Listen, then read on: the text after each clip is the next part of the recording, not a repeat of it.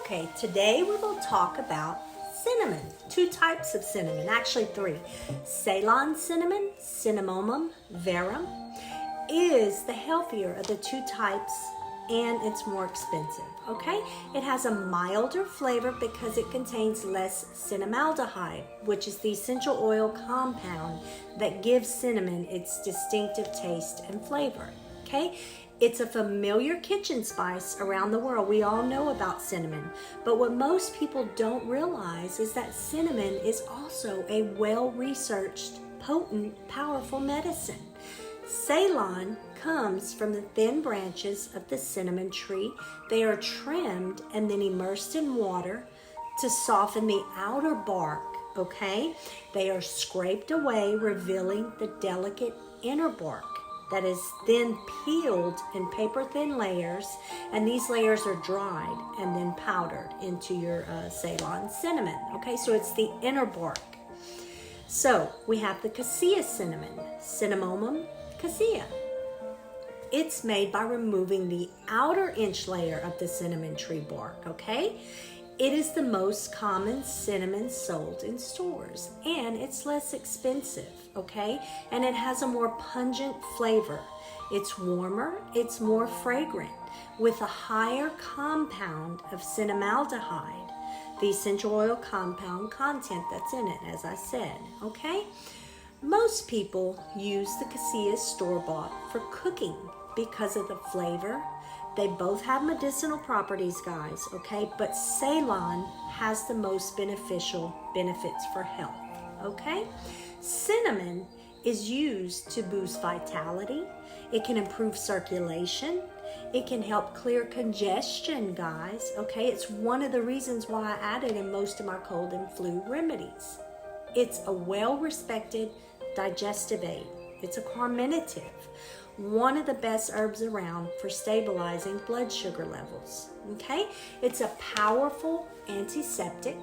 It's antifungal, antiviral. It's even antibiotic.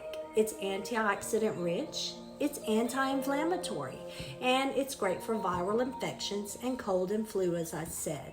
It's good for diabetics. I recommend the Ceylon for diabetics, and it may also help lower cholesterol and blood sugar levels. It's great for irritable bowel syndrome. Your gut loves cinnamon, and other intestinal problems. Cinnamon is a mild emmenagogue, making it useful in causes of sluggish, painful menstruation, okay? Because of its sweet, warming flavor, cinnamon is often used in medicinal formulas just to help improve the flavor, okay? Because some herbs are not tasty. I'm going to be straight up with you.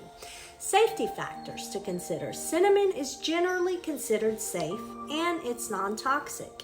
It does have slight emagogue properties, meaning it will stimulate the uterus. It's not recommended in large amounts in early stages of pregnancy, as it can stimulate the uterus, okay? It can be beneficial, though, when you're ready to have the baby to help stimulate the uterus along with fennel, okay?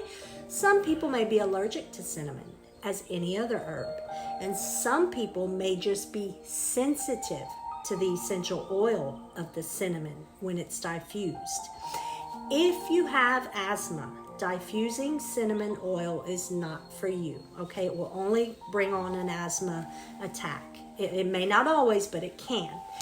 If you take medication regularly, talk to your doctor before using any herbs or get a consultation with me so I can go over your medical history and any medication to make sure any herbs is not contradicting to the medication you may be on, okay?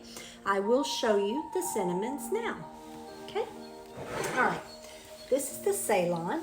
This is my Ceylon. I use a lot of it, so of course in my apothecary I have a lot.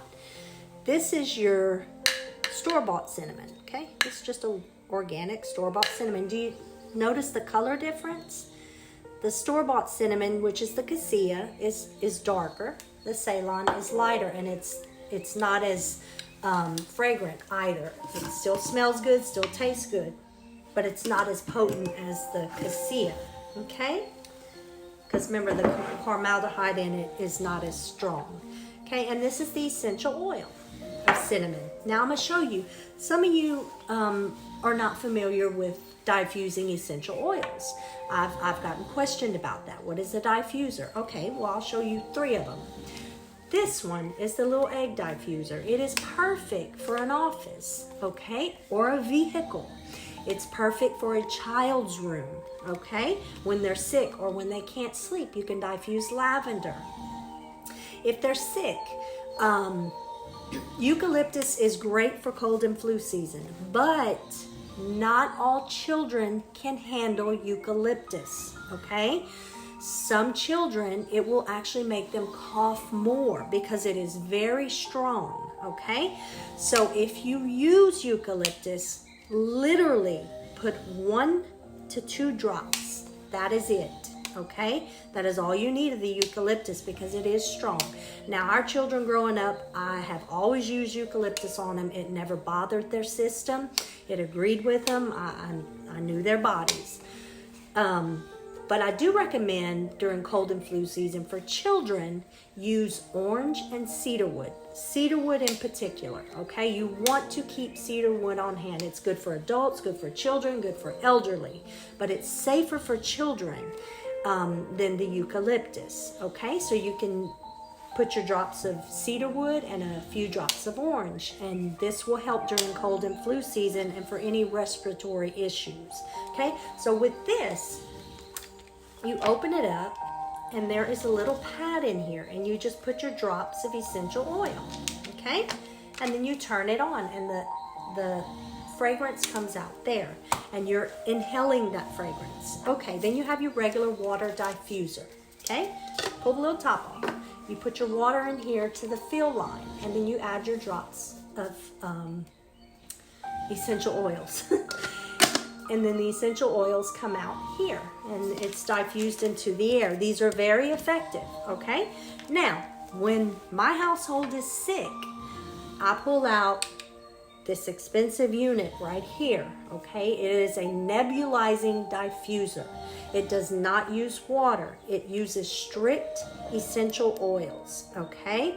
So you definitely do not want to use eucalyptus in a child's room in one of these because it is very, very strong, okay? I use eucalyptus when it's me and my husband here in the living room area because it's a big area. It's an open floor plan and it's my dining room, my kitchen, my living room, all connected, and it goes throughout that whole area, okay? Now, when the children are here, our grandchildren, and they're sick, I diffuse different ones, sometimes black spruce. This one in particular has cedar wood and orange in it, okay? So any, like lemon, any citruses are good for cold and flu season. But in particular, you want to get cedar wood, okay? Cedar wood is great for respiratory issues. It's safe for children, safe for elderly. It's great for adults as well, okay? It's very effective during cold, flu, and respiratory issues, okay? So I hope you liked learning about cinnamon. Oh, one more thing. This is the cinnamon sticks. Almost forgot. So this is crazy because in conjunction, you're actually using cassia and Ceylon right here. Okay, so your Ceylon is the inner bark and the cassia is the outer bark. Pretty cool, huh? Okay, well, I hope you liked learning about cinnamon and follow for more. Thank you.